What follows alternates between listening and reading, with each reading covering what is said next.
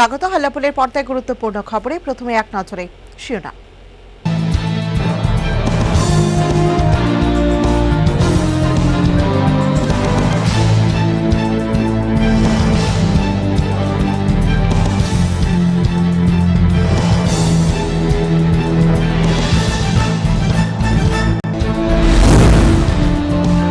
পশ্চিম জেলা corona monitoring awareness committee গঠনের লক্ষ্যে জেলা শাসকের কার্যালয়ে গুরুত্বপূর্ণ বৈঠক। পৌরহিত্যে আইনমন্ত্রী রতনলাল নাথ। রাজধানী নাগিছড়ায় জঙ্গল থেকে মূল্যবান গাছ পাচারে সক্রিয় বনদস্যুরা, ঘুমে বন দপ্তর সোচ্চার crime and corruption control awareness society. শ্রমিক স্বার্থ বিরোধী শ্রম আইন সংশোধন বাতিলের দাবিতে দেশজুড়ে ইউটিইউসির বিক্ষোভে সামিল 10টি কেন্দ্রীয় ট্রেড ইউনিয়ন ও কর্মচারী ফেডারেশন সমূহ। হিরে সরকারি জমানায় জলাশয় নির্মাণে 32 লক্ষ টাকা হাফিজের চেষ্টা, ঠিকাদার কৃষি ও হর্টিকালচার দপ্তরের চাঞ্চল্যকর অভিযোগ গৌরনগর ব্লকের কাউডিঘোড়া গ্রাম পঞ্চায়েতে। এডিসিতে প্রশাসক হিসেবে জে.কে. রাওয়ের নিযুক্তি নিয়ে তীব্র প্রতিক্রিয়া জিতেন্দ্র চৌধুরী, রাজেশ্বর দেববর্মা ও জগদীশ দেববর্মা।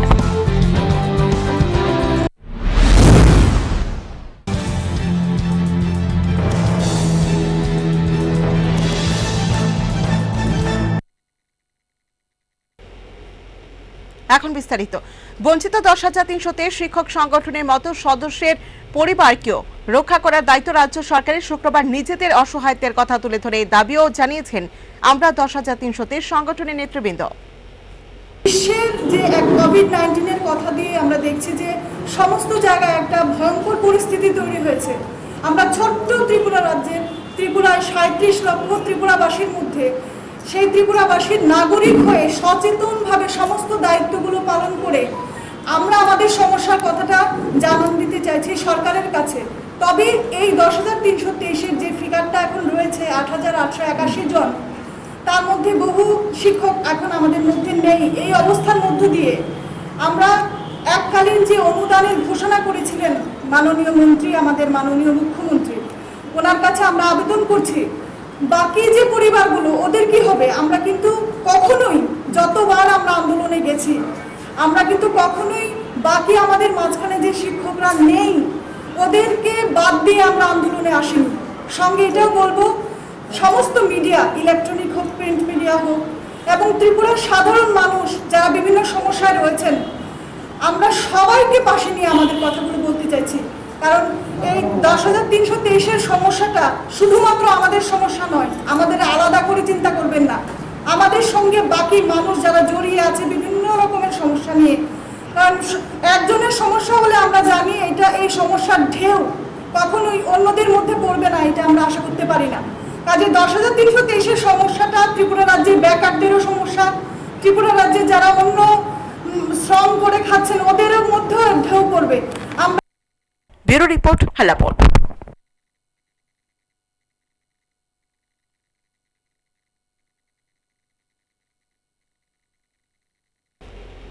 পয়লা জুন স্কুলে যাবেন শিক্ষকরা, তবে স্কুল কবে খুলবে তা সম্পূর্ণ নির্ভর করছে করোনা পরিস্থিতির উপর। শুক্রবার স্কুল ও শপিং মল খোলা সম্পর্কে বলতে গিয়ে কথা জানিয়েছেন শিক্ষামন্ত্রী রতনলাল নাথ। লকডাউনের শুরু থেকে বন্ধ স্কুল কলেজে পঠন পাঠন, চরম ক্ষতিগ্রস্ত ছাত্রছাত্রীরা। উদ্বেগজনক এই পরিস্থিতি থেকে কিভাবে বেরিয়ে আসা যায় তা খুঁজে পাচ্ছে না শিক্ষা দপ্তর। শুক্রবার শিক্ষামন্ত্রী রতনলাল নাথ জানিয়েছেন, 1 মে শিক্ষকদের প্রেরণ করা হবে স্কুলে। স্যানিটাইজিং এবং স্কুলের পরিবেশ খতিয়ে দেখবেন তারা। এ প্রসঙ্গে শিক্ষামন্ত্রী জানিয়েছেন, করোনা পরিস্থিতির উপরই নির্ভর করছে স্কুল খোলার বিষয়টি। হুট করে স্কুল খোলা যাবে না। স্কুল স্টার্ট করলে হবে না। এই যে হোম কোয়ারেন্টাইনের লোক আসছে, এর মধ্যে আবার আমাদের ফোর্সের লোক অনেক স্কুলে রয়েছে, যে সেগুলিও চিন্তা করতে হবে।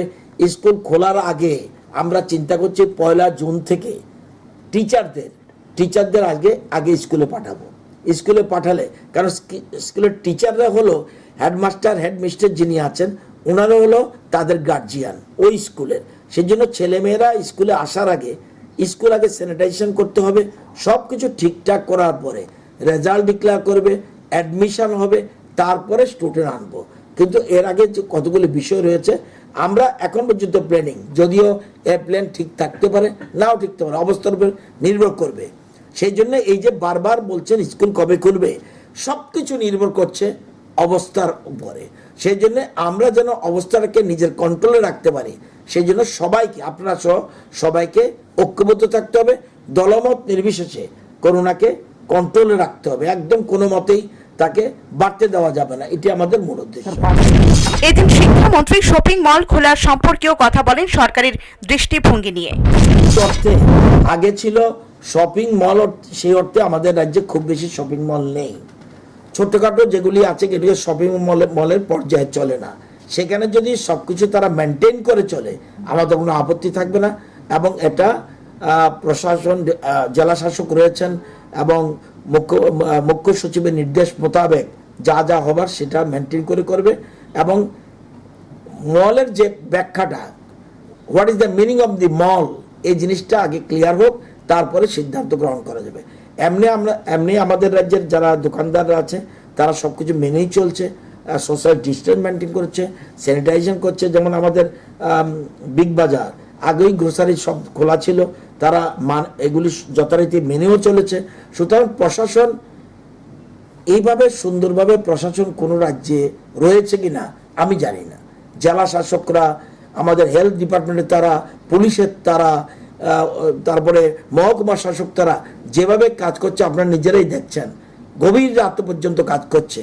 তারপরে নিজেদের এই আজকে এই যে বেটার রেজাল্ট ত্রিপুরার, এটার পিছনে প্রশাসনের অফুরন্ত অবদান রয়েছে এবং সর্বোপরি জনগণের সহযোগিতার দ্বারাই এটা সম্ভব হয়েছে।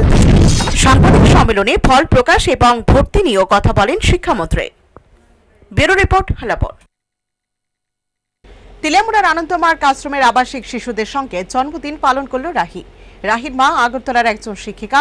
মূলত রাহি ও তার মায়ের ইচ্ছাতেই এই শুভ উদ্যোগ। লকডাউনে পেট পুড়ে খেল সকলে। Bureau report, হালাপর।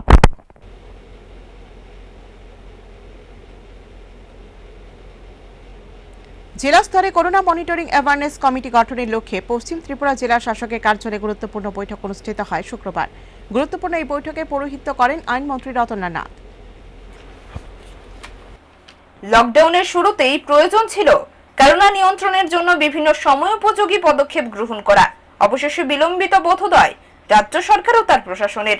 শুক্রবার পশ্চিম জেলা শাসকের কার্যালয়ে আইনমন্ত্রী রতনলাল নাথের পৌরোহিত্যে অনুষ্ঠিত হয় জেলা স্তরের করোনা মনিটরিং অ্যাওয়ারনেস কমিটি গঠনের গুরুত্বপূর্ণ বৈঠক।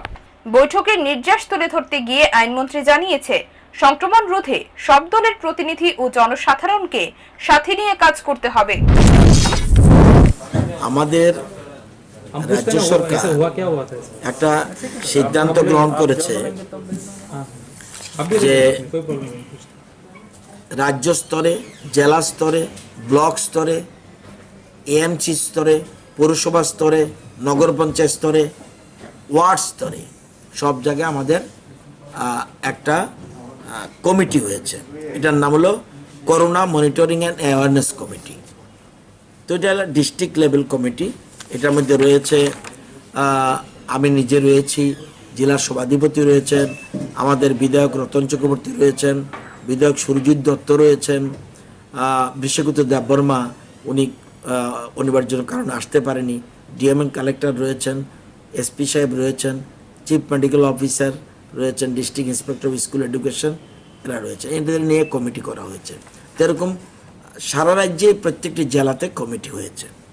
মূল কথা যে এখন যে বর্তমান যে কারণ স্ট্যাটাস করোনার কী অবস্থায় রয়েছে এটাকে রিভিউ করা এবং আমরা পরবর্তী সময় কি কি পদক্ষেপ নেওয়া উচিত সেটা দেখা, এবং বিশেষ করে হোম কোয়ারেন্টাইন যারা তাদেরকে আমাদের রাজ্যে নর্মাল কোর্সে আপনারা জানেন দীর্ঘদিন ধরে আমাদের সারা বিশ্বে, সারা দেশে এবং রাজ্যেও আমরা এই করোনা সংক্রমণ রয়েছে।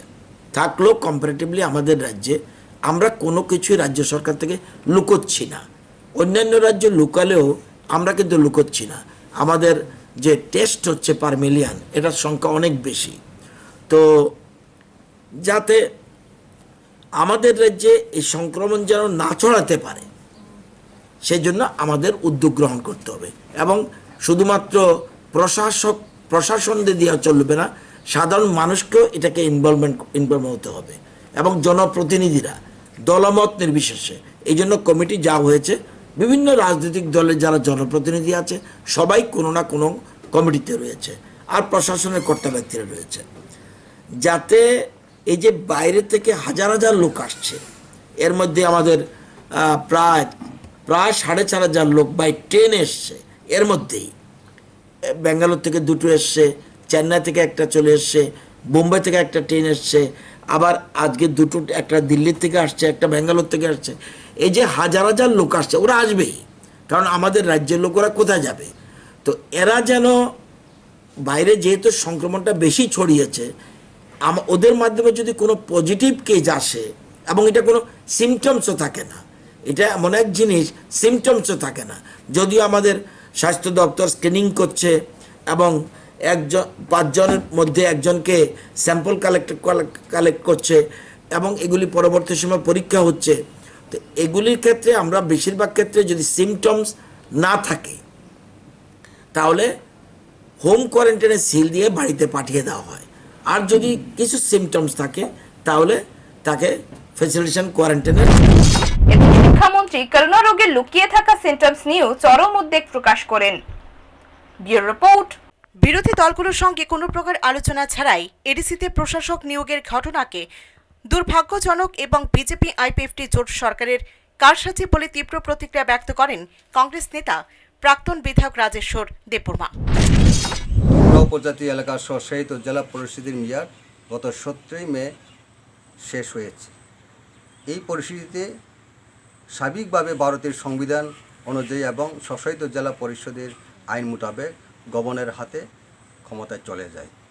এই পরিস্থিতি দাঁড়িয়ে রাজ্যের বর্তমান রাজ্যপাল মাননীয় মিস্টার রমেশ বাইস উনি সিদ্ধান্ত নেওয়ার আগে সমস্ত জাতীয় দল এবং আঞ্চলিক দলকে দেখে তাদের সঙ্গে সলা পরামর্শ করে সিদ্ধান্ত নেওয়া উচিত ছিল। উনি একতরফাভাবে রাজ্যের শাসক গোষ্ঠী বিজেপি এবং আইপিএফটির আঙুলি হেলনে উনি সিদ্ধান্ত নিয়েছেন একজন রিটায়ার আইএস অফিসার অর্থাৎ রাজ্যের প্রাক্তন মুখ্য সচিব জি.কে. রাও মহাশয়কে প্রশাসকে বসিয়েছেন। এটা অত্যন্ত ন্যাকারজনক এবং দুঃখজনক, কারণ আমরা জানি এই রাজ্যের যে বর্তমান পরিস্থিতি গভর্নর হাতে চলে যাওয়ার কথা ছিল না, এটা স্বাভাবিকভাবে এই রাজ্যের মানুষের জন্য অত্যন্ত দুঃখজনক। আপনারা নিশ্চয়ই জানেন দেশে এবং পৃথিবীতে কোভিড-19 প্যান্ডেমিক হওয়ার কারণে আমাদের সঠিক সময়ে নির্বাচন যে হওয়ার কথা ছিল শেষ নির্বাচন হতে পারেনি। এই নির্বাচন যদি সঠিক সময়ে হতো এবং নির্বাচনের যে নিয়মনীতি অনুসারে যদি স্বাভাবিক পরিস্থিতি নির্বাচন হতো, এই রাজ্যে কংগ্রেস দল এডিসিতে ক্ষমতায় আসতে পারত।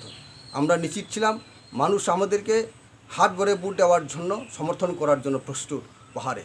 এই পরিস্থিতি দাঁড়িয়ে যে অবস্থা গত 2.5 বছরে বর্তমান যে বিজেপি আইপিএফটি সরকারের প্রতি মানুষ তাদের প্রতি বিতৃষ্ণিত হয়েছে, তাদের প্রতিশ্রুতি ছিল এই রাজ্যে ক্ষমতা আসার আগে, সেই প্রতিশ্রুতিগুলি সম্পূর্ণভাবে তারা পূরণে ব্যর্থ হয়েছে।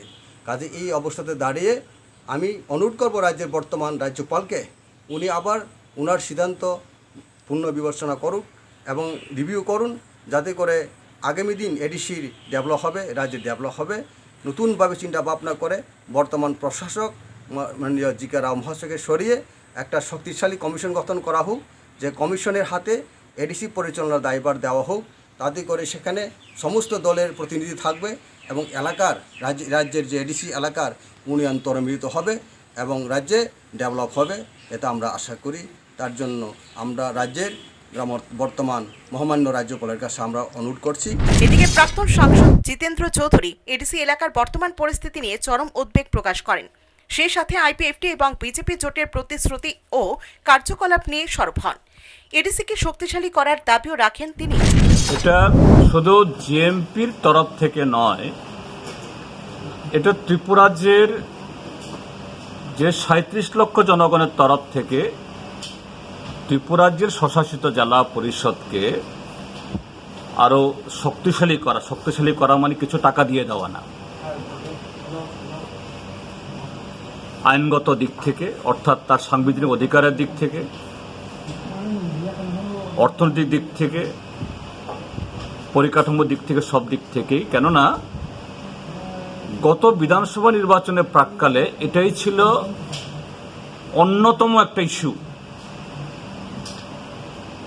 সেই ইস্যুকে সামনে রেখে বর্তমান ত্রিপুরা রাজ্যের শাসক দলের যে দুইটা শরিকের অন্যতম শরিক আইপিএফটি, তারা এই দাবিটাকেই ত্রিপুরাল্যান্ড হিসাবে তারা তুলেছিল এডিসিকে কেন্দ্র করে। অর্থাৎ বর্তমানে এডিসি যে আইনে চলছে, এই আইনে এডিসির যে স্বপ্ন এটা পূরিত হবে না, কাজে ত্রিপুরাল্যান্ড করতে হবে।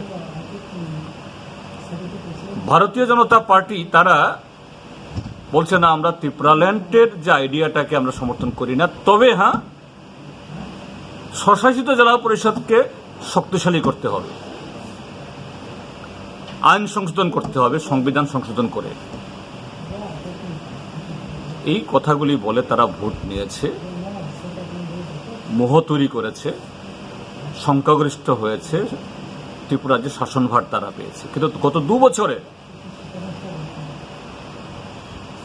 আইপিএফটিও তার সেই ত্রিপুরাল্যান্ডের দাবি নিয়ে মাঝে মধ্যেই যখন একেবারে এই অস্তিত্ব হারানোর মতো অবস্থায় যুবকদের সামনে দাঁড়াতে পারছে না, তখন গিয়ে একটু লোক দেখানো 2-1 প্রতিনিধি পাঠায়, এখানে সেখানে একটা ডেমনস্ট্রেশন করে। তাও আগরতলা শহরে কোনো ডেমনস্ট্রেশন করে না, তারা ওই খুমলুঙ্গি নিয়ে করে। আর ভারতীয় জনতা পার্টি তারা, তাদের সরকার দিল্লিতে আছে, একটা কমিটি করেছে, এটাকে নাড়াচাড়া দিয়ে একবার এখানে পাঠিয়ে দেয়, কিন্তু আখেরে কোনো ধরনের আর পদক্ষেপ সেখানে নেই। অর্থাৎ এটা সম্পূর্ণভাবে শুধু এডিসি অংশে মানুষের প্রতি প্রতারণা না, এই প্রতারণা সমগ্র ত্রিপুরাজ্যকে।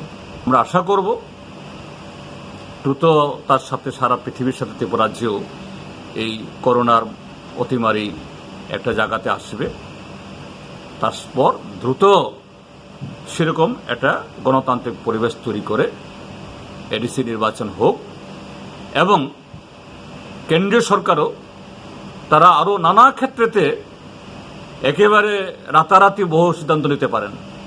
ত্রিপুরাজ্যের এডিসির জন্য যদি মোদী সরকারের বিজেপি দলের যদি সত্যি কিছু করার থাকে, তার জন্য 1 সপ্তাহে কাফি, মাস দরকার নাই, বছর দরকার নাই।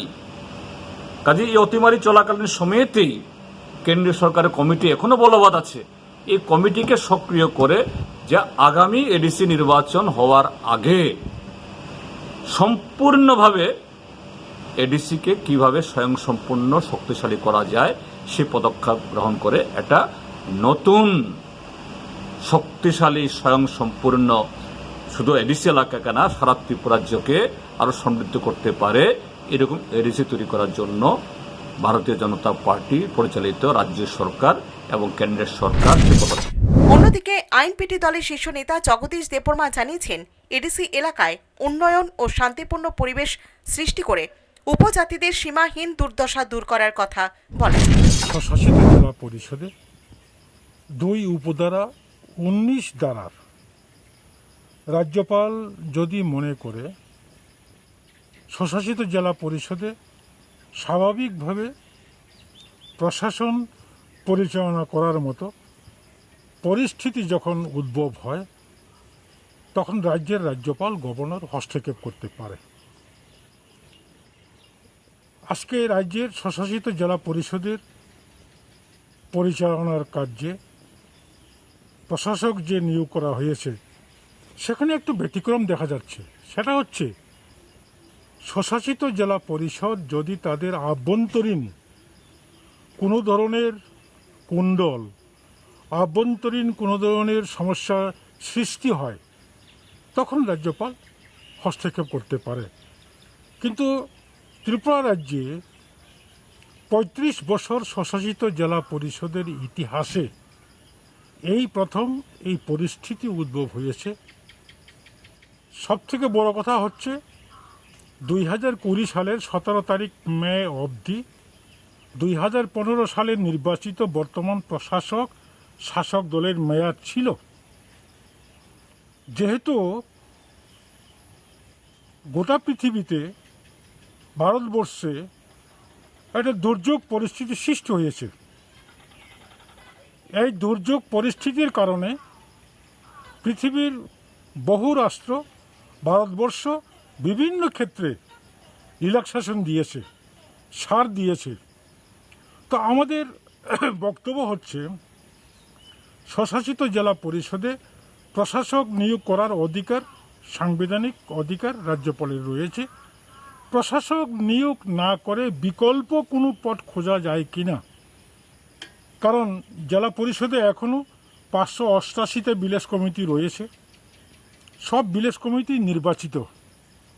প্রশাসক নিয়োগ করলে পরে আমলা বনাম নির্বাচিত প্রতিনিধিদের মধ্যে কোনো ধরনের ক্লেশ আসবে কিনা, সংঘাত আসবে কিনা, সেটা আমাদের একটা সন্দেহ হচ্ছে। কাজেই জেলা পরিষদ এলাকায় গণতান্ত্রিক প্রশাসনিক যে ব্যবস্থা, এই ব্যবস্থার কোনো ব্যাঘাত আসে কিনা সেটা আমরা অত্যন্ত চিন্তিত। ব্যুরো রিপোর্ট, হালাবর। মুখ্যমন্ত্রীর প্রতিশ্রুতি সত্ত্বেও ত্রাণ বন্টনীয় ঘৃণ্য রাজনীতি ও বিরোধী দলের উপর আক্রমণ নির্যাতন অব্যাহত রেখেছে বিজেপি দলের হারমাত বাহিনী। গুরুতর অভিযোগ শাসক দল ও তাদের হারমাত বাহিনী গুন্ডাগিরির বিরুদ্ধে।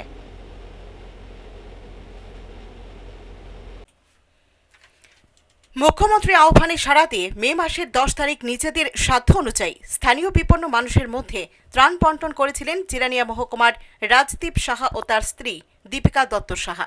দুজনে ঘটনার বিবরণ দিয়ে মুখ্যমন্ত্রীর নিকট জানতে চান, ত্রাণ দিয়ে তারা কি কোনো ভুল করেছেন। মে মাসে 10 তারিখ কিছু গরিবরা কিছু আমি চাল ডাল দান করছিলাম, ফ্যামিলি সবাই ডাল দান করছিলাম। তার জন্য আজকে আমি অফিসে যাওয়ার পথে আজকে আমার আক্রমণ করলো। কিন্তু আমি তো সরকারি চাকরি করি, আমি তো কোনো পার্টি করি না। কিন্তু ঘটনা হয়েছে আমার বাবা বামপন্থী সদস্য, কিন্তু এই কারণে আজকে মুখ্যমন্ত্রীর কাছে আমার কাছে একটি দাবি থাকবো, আপনার কি গরিবদের চাল ডাল দিতে গিয়ে আজকে আমার এইভাবে আক্রান্ত, আমাকে গাড়ির থেকে 8-10 জন মিলে মানে মেরে একদম অফিসে যাওয়ার পথে এই সমস্ত এইগুলি করলো। আমার এটি আপনার কাছে কজন 7 জন মিলে। আপনাকে এফআইআর করবে? হ্যাঁ, এফআইআর। কি নাম ওদের? ওদের একজন হচ্ছে অর্জুন দেবনাথ, একজন হচ্ছে বিমান সাহা, আরেকজন হচ্ছে আরেকজন নামটা আমি ঠিক বলতে পারছি না। আরও 2 জন আছে মনপুরে, আমি চিনি নাই। কোন জায়গায়? আমাকে একবার মেরেছে রানীবাজার মোড় স্ট্যান্ড, গাড়ি আটকে, আবার গাড়ির ভিতরে প্যাসেঞ্জারও মেরেছে ওরা। তারপর আবার মনপুর আমাকে গাড়ি থেকে নামিয়ে মারছে। কোন জায়গা আপনাদের বাড়ি? রানীবাজার। যারা মারধর করে তারা কি করে? বিজেপি করে। আমার হাজব্যান্ডের মারছে কয়েকদিন আগে, এপ্রিলের 10 তারিখ ত্রাণ দেওয়া হয়েছে। মাননীয় মুখ্যমন্ত্রী তো কইছে সবার যে ত্রাণ দেওয়ার লিগা, কোনো এটা তো পার্টিগতভাবে কোনো কিছু না, সবারই কইছে যার যেরকম সামর্থ্য অনুযায়ী হেল্প করার লিগা। তো আমরা সামর্থ্য অনুযায়ী হেল্প করছি, যারা যারা পাইছে না তারা কিছু চাল ডাল দেওয়ার চেষ্টা করছি। তো এখন কয়েকদিন পরে আমার হাজব্যান্ড তো গভর্নমেন্ট জব করে অফিসে যাইতেছে, তারা কয়েকজন বিজেপির বিদ্রোহী যারা সন্ত্রাসবাদী, তারা কয়েকজন মিলে সেরা আমার হাজব্যান্ডের 2বার অ্যাটাক করছে। গাড়ির থেকে নামায় সেরা মারধর করছে রাস্তার মধ্যে, মেইন রোডের মধ্যে। মোহনপুর তেলিয়ামুড়ে চাকরি করে, তো মোহনপুর গাড়ির থেকে নামায় সেরা এরকমভাবে মারধর করছে। মানে এটা কি আমরা কি ত্রাণ দিয়া ভুল করছি তাহলে? তো আমরা এটাই বিচার চাইতেছি, মাননীয় মুখ্যমন্ত্রী যেন ওইটা জানে, আর ওইটা আমি তার কাছে পৌঁছাইতে চাই যে আমরা কি ত্রাণ দিয়া তাইলে ভুল করছি, তাইলে তারা মানে এটা কি বুঝাইতে চাইতেছে। এদিকে সর্বদলীয় বৈঠকে মুখ্যমন্ত্রীর প্রতিশ্রুতি দেওয়া সত্ত্বেও বিজেপি দলের হারমাত বাহিনী সে কথা পাত্তাই দিচ্ছে না। গণতান্ত্রিক দেশে ত্রাণ দিতে গিয়ে আক্রমণের ঘটনায় ক্ষোভ বাড়ছে হিরের সরকারের বিরুদ্ধে। ব্যুরো রিপোর্ট, হালাবর। মৎস্য চাষ এবং জলসেচের লক্ষ্যে নির্মীয়মান জলাশয়ের কাজ নিয়ে দুর্নীতির অভিযোগ কৃষি ও হর্টিকালচার দপ্তর ও ঠিকাদারের বিরুদ্ধে।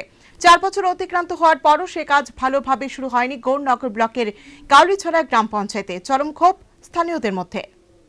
গৌরনগর ব্লকের কাউলিকোড়া গ্রাম পঞ্চায়েতে প্রায় 8 কানি জায়গা জুড়ে মৎস্য চাষ ও জলসেচের লক্ষ্যে 30 লক্ষ ব্যয়ে জলাশয় নির্মাণের কাজ শুরু হয়েছিল 2016 সনে। কিন্তু ঠিকাদার এবং কৃষি ও হর্টিকালচার দপ্তরের আধিকারিকদের যোগসাজশে সে কাজের অগ্রগতি কিছুই হয়নি সেখানে। তদুপরি সরকার পরিবর্তনের সুযোগ সে কাজের টাকা পুরোটাই হাফিজ করার ধান্দায় ছিল ঠিকাদার ও দপ্তর আধিকারিকদের। পরে এলাকাবাসীর চাপে কাজ করার জন্য প্রতিশ্রুতি দেওয়া হলো, এক ধাপও এগোচ্ছে না সে কাজ।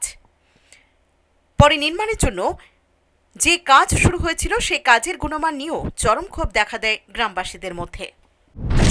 ওয়ার্ডে দুইটা ফিশারি বলতে এটা প্রজেক্টটা এইভাবে স্যাংশন হয়েছে, এটা যৌথ। যেমন এই প্রজেক্টে কৃষকরা সম্পূর্ণ জল দিব, এমনকি সবাই এই জল ইউজ করব। ওইভাবেই এই প্রজেক্টটা যখন তারা আইছে যে আপনারা জায়গা নিমু, আপনারা শুধু মাছের উপসত্ব নেবেন আর জলটা সর্বজনীন ব্যবহার হইব। কিন্তু তার পরবর্তী সময়ে 2016-17 সালে তারা আইছে, কন্ট্রাক্টরের সাথে আমরা আলাপ হয়েছে। কন্ট্রাক্টর কইছে 2টা ঘাট হইব, পাক্কা ড্রেন হইব, তারপরে ওয়াল হইব। কিন্তু এখন দেখা যায় তারা ভেলেসিটি করে, অফিস আসে, অফিস কোনো কথা বলে না। কোনো কিছু চাইলে তারা কয় আমরা অফিসে ইয়ে করবো, আমরা আপনারা জবাব দিতে পারতাম না। আমরা জানার এখন জনপ্রতিনিধি আছে, এরাও পর্যন্ত জানে না। কিন্তু যখন স্যাংশন হয়েছে তখন বিগত দিনে 2018 সালের যখন সরকার পরিবর্তন হয়েছে তখন কাজ আরম্ভ হয়েছে, কিন্তু বিগত দিনে কাজ করতেও দিছে না। তারা আইসে আর ব্যাক করিয়া দিছে। ওইটা আমরা কেন ব্যাক হয়েছে আমরা নিজেরা কইতে পারতাম না। তে এখন ফিশারিটা দেখেন এলোমেলো, পাড় নাই, এই ফিশারিতে কোনো ধরনের পজিশন নাই, সম্পূর্ণ জঙ্গল হইয়া রয়েছে। তারা আইলে ব্যাক করিয়া দিলে তারা আসে না, 2 দিন পরে আসিয়া আবার ইয়ে করে। কয়দিন পরে রিমেজারমেন্ট কাজ হয়েছে, একবার মেজারমেন্ট নিছে, আমরা আইসি, পরে আবার আইসে কাজ না হওয়া অবস্থায় মেজারমেন্ট নিত। তখন আমি জিজ্ঞেলাম যে আগের মেজারমেন্ট নিছেন নি? তখন কইছে হ্যাঁ আগের মেজারমেন্ট নিছি। কাজ হয়েছে মেজারমেন্টের পরে কইছে না। তাইলে আবার রিমেজারমেন্ট কিসের জন্য? তখন এসডিও ইঞ্জিনিয়ার ব্যাক করিয়া গেছে কি তারা কোনো মেজারমেন্ট নিছে না। এখন এই ফিশারিটা সুন্দরভাবে সম্পূর্ণ কাউলুকুয়া কৃষকের লাগি ব্যবহার করার জন্য আমরা সব প্রচেষ্টা করতে আছি, কিন্তু আমরা এটা সুরাও পাইতে আসি না। তারা অফিসও সুরাও দেয় না, কন্ট্রাক্টরও সুরাও দেয় না। তাই আমরা বিনীত নিবেদন করি, বিশেষ করে হর্টিকালচার এমনকি দপ্তরের কাছে বা সরাসরি আমরা সিএমের কাছে আপিল করতে চাই যে এই কাজটা সুন্দরভাবে সুষ্ঠুভাবে হোক। আমরা জানতাম যে কাজটাতে কত টাকা বরাদ্দ, কি আশয় বিষয়, এগুলি আমরা কিচ্ছু জানি না, আমরা জানান দেওয়া হোক। এদিকে কাউলিকুড়া গ্রাম পঞ্চায়েতের উপপ্রধানও এই কাজ নিয়ে নিজের ক্ষোভের কথা তুলে ধরেন সংবাদ মাধ্যমের সামনে। ওয়ার্ডে দুইটা ফিশারি বলতে এটা প্রজেক্টটা এইভাবে স্যাংশন হয়েছে, এটা যৌথ। যেমন এই প্রজেক্টে কৃষকরা সম্পূর্ণ জল দিব, এমনকি সবাই এই জল ইউজ করব। ওইভাবেই এই প্রজেক্টটা যখন তারা আইছে যে আপনারা জায়গা নিমু, আপনারা শুধু মাছের উপসত্ব নেবেন আর জলটা সর্বজনীন ব্যবহার হইব। কিন্তু তার পরবর্তী সময়ে 2016-17 সালে তারা আইছে, কন্ট্রাক্টরের সাথে আমরা আলাপ হয়েছে। কন্ট্রাক্টর কইছে 2টা ঘাট হইব, পাক্কা ড্রেন হইব, তারপরে ওয়াল হইব। কিন্তু এখন দেখা যায় তারা ভেলেসিটি করে, অফিস আসে, অফিস কোনো কথা বলে না। কোনো কিছু চাইলে তারা কয় আমরা অফিসে ইয়ে করবো, আমরা আপনারা জবাব দিতে পারতাম না। আমরা জানার এখন জনপ্রতিনিধি আছে, এরাও পর্যন্ত জানে না। কিন্তু যখন স্যাংশন হয়েছে তখন বিগত দিনে 2018 সালের যখন সরকার পরিবর্তন হয়েছে তখন কাজ আরম্ভ হয়েছে, কিন্তু বিগত দিনে কাজ করতেও দিছে না। তারা আইসে আর ব্যাক করিয়া দিছে। ওইটা আমরা কেন ব্যাক হয়েছে আমরা নিজেরা কইতে পারতাম না। তে এখন ফিশারিটা দেখেন এলোমেলো, পাড় নাই, এই ফিশারিতে কোনো ধরনের পজিশন নাই, সম্পূর্ণ জঙ্গল হইয়া রয়েছে। তারা আইলে ব্যাক করিয়া দিলে তারা আসে না, 2 দিন পরে আসিয়া আবার ইয়ে করে। কয়দিন পরে রিমেজারমেন্ট কাজ হয়েছে, একবার মেজারমেন্ট নিছে, আমরা আইসি, পরে আবার আইসে কাজ না হওয়া অবস্থায় মেজারমেন্ট নিত। তখন আমি জিজ্ঞেলাম যে আগের মেজারমেন্ট নিছেন নি? তখন কইছে হ্যাঁ আগের মেজারমেন্ট নিছি। কাজ হয়েছে মেজারমেন্টের পরে কইছে না। তাইলে আবার রিমেজারমেন্ট কিসের জন্য? তখন এসডিও ইঞ্জিনিয়ার ব্যাক করিয়া গেছে কি তারা কোনো মেজারমেন্ট নিছে না। এখন এই ফিশারিটা সুন্দরভাবে সম্পূর্ণ কাউলুকুয়া কৃষকের লাগি ব্যবহার করার জন্য আমরা সব প্রচেষ্টা করতে আছি, কিন্তু আমরা এটা সুরাও পাইতে আসি না। তারা অফিসও সুরাও দেয় না, কন্ট্রাক্টরও সুরাও দেয় না। তাই আমরা বিনীত নিবেদন করি, বিশেষ করে হর্টিকালচার এমনকি দপ্তরের কাছে বা সরাসরি আমরা সিএমের কাছেও আপিল করতে চাই যে এই কাজটা সুন্দরভাবে সুষ্ঠুভাবে হোক। আমরা জানতাম যে কাজটাতে কত টাকা বরাদ্দ, কি আশয় বিষয়, এগুলি আমরা কিচ্ছু জানি না, আমরা জানান দেওয়া। অপরদিকে প্রায় 4 বছর যাবৎ আটকানি জায়গা পতিত থাকার জন্য কোনো প্রকার চাষবাসও সম্ভব হয়নি সেখানে। ফলে চরম ক্ষতিগ্রস্ত হয়েছেন কৃষকরা। ব্যুরো রিপোর্ট, হালাপোর্ট। শ্রম আইন সংশোধনের নামে শ্রমজীবী মানুষের অর্জিত অধিকার হরণ করে নিচ্ছে কেন্দ্রীয় সরকার। শুক্রবার এরই প্রতিবাদে দেশব্যাপী বিক্ষোভ কর্মসূচি পালন করে 10টি কেন্দ্রীয় ট্রেড ইউনিয়ন ও কর্মচারী ফেডারেশন। সারা দেশের সাথে রাজ্যেও শ্রম আইন সংশোধনের নামে শ্রমিকদের অর্জিত অধিকার হরণের প্রতিবাদে বিক্ষোভ কর্মসূচি সংগঠিত করে অল ইন্ডিয়া ইউটিইউসি। শ্রমিক কর্মচারীদের স্বার্থ সম্বলিত বেশ কিছু দাবি নিয়ে এই বিক্ষোভ কর্মসূচি। এ সম্পর্কে বলতে গিয়ে কেন্দ্রীয় সরকারের বিরুদ্ধে তীব্র ক্ষোভ ব্যক্ত করে এসইউসিআই এর শীর্ষস্তরীয় নেতা অরুণ ভৌমিক। সরকার এবং রাজ্য সরকারগুলি শ্রম আইন লেবার অ্যাক্টকে মারাত্মকভাবে পরিবর্তন করে শ্রমজীবী মানুষের অনেক অধিকার কেড়ে নিচ্ছে। কোনো রাজ্য এক্সিস্টিং যে লেবার অ্যাক্ট আছে এইটা দীর্ঘদিনের জন্য বাতিল করার ঘোষণা করেছে। যেমন উত্তরপ্রদেশ সরকার 1000 দিনের জন্য শ্রম আইন কার্যকরী হবে। এতে যে শ্রমিকদের যে অধিকার, এই সমস্ত অধিকার ক্ষুণ্ণ হবে। এবং আপনারা জানেন যে বহু অর্জিত অধিকার হলো 8 ঘন্টা কাজ, 8 ঘন্টাকে 12 ঘন্টার কাজে নিয়ে যাচ্ছে সমস্ত সরকারগুলি। এই লকডাউনের ফাঁকে এই সমস্ত পরিবর্তন করছে। 10টি কেন্দ্রীয় ট্রেড ইউনিয়ন এবং কর্মচারী ফেডারেশন একত্রিত সরকারের কাছে দাবি পেশ করে কিন্তু সরকার কর্ণপাত করছে এবং তারা আইএলওর কাছে পর্যন্ত জানায়। তাই 10টি কেন্দ্রীয় ট্রেড ইউনিয়ন, এর মধ্যে অল ইন্ডিয়া ইউটিইউসি একটা, আজকে সারা দেশব্যাপী এই শ্রম আইন পরিবর্তন সহ পরিবর্তনের বিরুদ্ধে এবং অন্যান্য দাবি নিয়ে আজকে সারা দেশে প্রতিবাদ দিবস পালন করছে। আমরাও ত্রিপুরা রাজ্যে করছি। আমাদের দাবি শ্রম আইন পরিবর্তন করা যাবে না এবং শ্রমিকদের যে অধিকার, কোনো অধিকার ক্ষুণ্ণ করা যাবে না। যেমন ছাঁটাই করা, বেতন অর্ধেক করে দেওয়া এবং পার্মানেন্ট বলে কোনো জিনিস থাকবে না এমপ্লয়মেন্টের ক্ষেত্রে, এই সমস্ত শ্রমিকদের অধিকার ছিল। এই শ্রমিকদের অধিকার ক্ষুণ্ণ করার যে শ্রম আইন পরিবর্তন করার যে সিদ্ধান্ত সরকার নিয়েছে, এটা অবিলম্বে প্রত্যাহার করার দাবি জানাচ্ছি। আর আমরা দাবি জানাচ্ছি স্ট্যান্ডার্ড যে লেবারার আছে বিভিন্ন জায়গায়, পরিযায়ী শ্রমিকরা আছে, তাদেরকে সরকারি খরচে নিরাপদে বাড়ি ফেরানো হোক। তাদের খাদ্য, বাসস্থান এবং পানীয় জল সুনিশ্চিত করা হোক। এবং সরকার এই লকডাউন পিরিয়ডে কর্মচারীদের ডিএ এবং পেনশনারদের ডিআরএস রিলিফ ফ্রিজ করে দিয়েছে। এটা কি কথা? ডিএ ফ্রিজ করে দিয়েছে, ডিআরএস রিলিফ, পেনশনারদের ডিআরএস রিলিফ পর্যন্ত ফ্রিজ করে দিয়েছে, দেবে না বলে ঘোষণা করেছে। আমরা দাবি করছি এগুলি করা চলবে না। সামাজিক দূরত্ব বজায় রেখেই এই বিক্ষোভ কর্মসূচি পালন করে all India UTUC. Bureau report, হলাবল। রাজধানী নাগেছড়া জঙ্গল থেকে মূল্যবান গাছ কেটে পাচার করে নিচ্ছে বনদস্যুরা। ঘুমে বন দপ্তর সোচ্চার crime and corruption control awareness society. Agartala bypass সংলগ্ন নাগিছড়ার জঙ্গল থেকে মূল্যবান গাছ কেটে পাচার করে দিচ্ছে বনদস্যুরা। কিন্তু আশ্চর্যের ব্যাপার হচ্ছে কিছুই জানে না বন দপ্তর। অবশেষে নির্বিচারে বন ধ্বংসের প্রতিবাদে মাঠে নামলো crime and corruption control awareness society. শুক্রবার এই জ্বলন্ত ইস্যুতে অরণ্য ভবনে বন দপ্তরের পিসিএফ এর নিকট ডেপুটেশন দেয় সংগঠনটি। নাগেছড়া ফরেস্টে আমরা গিয়ে দেখেছিলাম। এখানে যাওয়ার পর দেখলাম যে এখানে বনজ সম্পদ ধ্বংস হচ্ছে, গাছ কেটে নিচ্ছে। যেখানে সরকার আজকে ব্যস্ততার মধ্যে করোনার একটা মোকাবেলা নিয়ে সেই সুযোগটাকে কাজে নিয়ে চোরা কারবারিরা এখানে গাছপালা যেগুলো এসেছে সবগুলোকে কেটে নিচ্ছে। সেই হিসাবে আমরা এখানে principal of conservator of forest, ওনার সাথে আমরা দেখা করতে এসেছি যাতে উনি যাতে এই ম্যাটারটা নিয়ে মানে সরকারের নজরে নিয়ে আসে। কতগুলো গ্লাস কাটছে এখানে আমরা যেগুলো স্ন্যাপ নিয়েছি মোটামুটি 8-10টা তো হবেই, কমে হ্যাঁ আরও বেশি হবে। আমরা যেগুলো নিয়েছি এখানে 10-12টা হবে।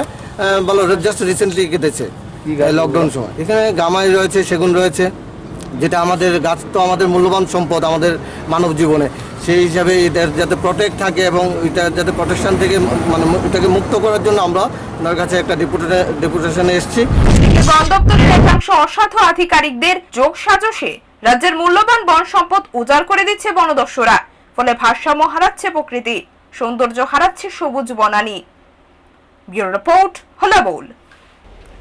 শুক্রবার শুধুমাত্র ওএনজিসি কর্মচারীদের নিয়ে মুম্বাই ও দিল্লি থেকে এয়ার ইন্ডিয়া দুটি চার্টার ফ্লাইট এলো মহারাজা বীর বিক্রম বিমানবন্দরে। আজই বিমান দুটি স্ব স্থানে ফিরে যাবে ডিব্রুগড় হয়ে। শুক্রবার মুম্বাই ও দিল্লি থেকে এয়ার ইন্ডিয়ার দুটি চার্টার ফ্লাইট এসে অবতরণ করলো মহারাজা বীর বিক্রম বিমানবন্দরে। বিমানের যাত্রীরা সকলেই ওএনজিসির কর্মচারী। এদিন মুম্বাই থেকে রাজ্যে এলো 38 জন যাত্রী এবং দিল্লি থেকে এলো 32 জন। বিমান দুটি আগরতলা ও ডিব্রুগড় থেকে ওএনজিসির যাত্রীদের নিয়ে স্বস্থানে ফিরবে বলে জানিয়েছে एमबीबी एयरपोर्ट अथॉरिटीर मैनेजर। जो एक चार्टर्ड फ्लाइट आया है उसी में से सब लोग ओएनजीसी का कर्मचारी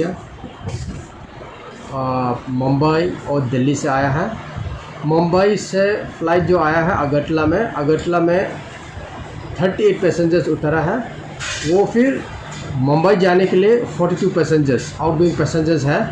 वो डिब्रूगढ़ फिर जाएगा, डिब्रूगढ़ में कुछ पैसेंजर उतरेगा और डिब्रूगढ़ से कुछ पैसेंजर ले लेंगे और उसके बाद फिर मुंबई वापस चले जाएगा। और दूसरा फ़्लाइट जो है 11:45 में लैंड कर रहा है, वो फ़्लाइट जो है दिल्ली से आएगा और दिल्ली से अगरतला के लिए 32 पैसेंजर्स लेके आया है। वो भी सब ओएनजीसी स्टाफ है और वो भी डिब्रूगढ़ में जाएगा। डिब्रूगढ़ में कुछ पैसेंजर्स जो दिल्ली से आए हैं वो उतरने के बाद डिब्रूगढ़ से भी कुछ पैसेंजर ज्वाइन करेगा और फिर वापस दिल्ली में जाएगा। तो आज जो है total 2 flight chartered flight specifically for ONGC staffs and workers जो ऑफशोर दिल्ली में काम करता है या मुंबई में काम करता है और दिल्ली जो कुछ काम के लिए गया है ऑफिशियल पर्पस के लिए, वो सब आया है। और यहाँ पे आउटफील्ड में ओएनजीसी में जो काम किया था कुछ 14 डेज उनका ये है, वो वापस दिल्ली और मुंबई लेके जा रहा है। तो यही आज का फ़्लाइट के बारे में है। मैं एस हकीम जेमपू, airport terminal manager, Agartala airport. उनका जो टेस्ट किधर होगा? टेस्ट ये लोग जो आया है अपना अपना जगह पे आने का पहले कोविड-19 का टेस्ट किया हुआ है और हमारा एयरपोर्ट में मेडिकल डेस्क सेटअप जो किया है, वो लोग मेडिकल रिपोर्ट उनका negative Covid negative medical report और ये सेल्फ डिक्लेरेशन फॉर्म वो लोग कलेक्ट करके वो लोग को छोड़ रहा है और जो भी आया है सब नेगेटिव वाला ही आया है। এদিকে আগামী 25শে মে চালু হচ্ছে আন্তর্দেশীয় যাত্রী বিমান পরিষেবা। ব্যুরো রিপোর্ট, হলা বল। শেষ করার আগে আরো একবার শিরোনাম।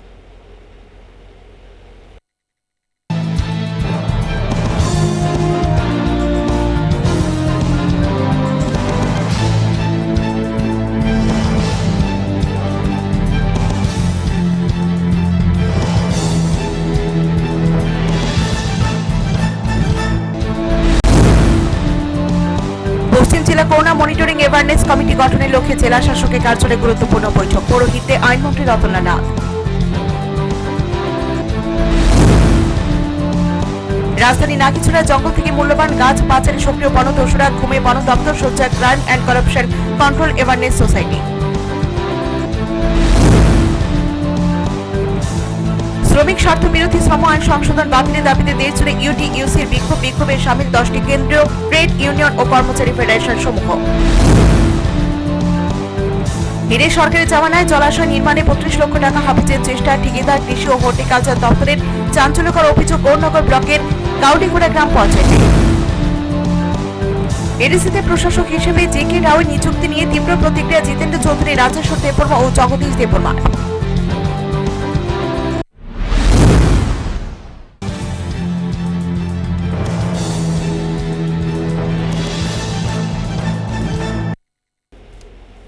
এখন এই পর্যন্তই। ততক্ষণে চলার পথে সময়ের সাথে মানুষের পাশে। হ্যালো বল।